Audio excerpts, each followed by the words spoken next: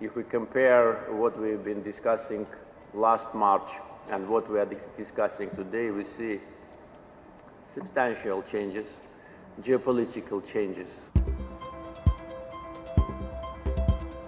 Azerbaijan President Aliyev welcomed guests to the 11th Global Baku Forum, a bringing together of world leaders under the principles of solidarity, equality and inclusivity to exchange and find global solutions to global problems. This year's conference was held under the theme Fixing the Fractured World. Indeed, we are living in an unprecedented time. There are a lot of going on. We have political instability. We have economical disparities. We have climate change. We have health challenges. Of course, education. We have social injustice. But those challenges that we are facing cannot be dealt alone, individually or regionally. As we learned from the past, we have to be unified in our response. 4 current and 40 former presidents and prime ministers came together over 3 days here in Baku to discuss the pressing issues challenging our fragmented society. While discussions recognised a shared humanity and shared futures, there were resounding calls to modernise outdated institutions and the need for global governance. We are in a situation where the world has dramatically changed over the last 70 years.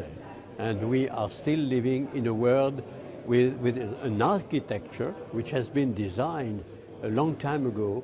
So it's always very difficult to change governance, to change the decision-making processes, particularly, I have to say, in the political arena.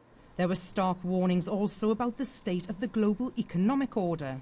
We are living in a highly dangerous financial and economic world that in some respect, with some indicators, it is even more fragile than it was immediately before the last big crisis. Reinforce prudentials, reinforce the functioning of the continental institution. Europe, of course, is a case in point. And I take it that, as I said, it is later today than most, I would say, participants in the world are thinking. It is very late. Hurry up. And debt restructuring was a key issue flagged by the United Nations.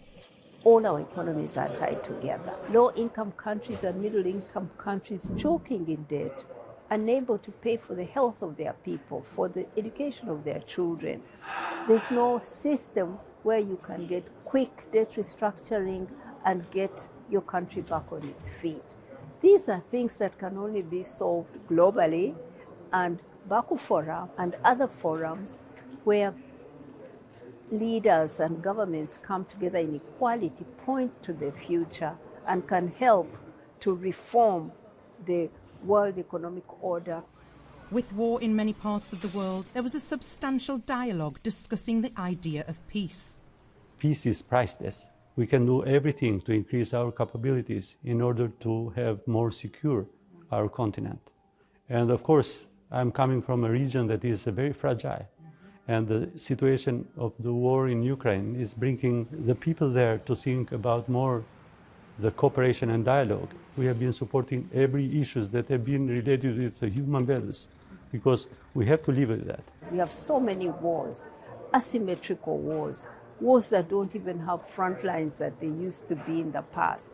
How do you solve a problem where you have armed rebels that have no front line, that hide in the population, and that don't even declare a cause that they are fighting for? How do you solve such a problem? You need the global cooperation to solve some of it. Topics such as AI technology, innovation and global health challenges also dominated the agenda. We need resources for strengthening health systems, resources for education, resources for research and innovation. We need data also, we need information. What's happening, how we can monitor diseases, surveillance.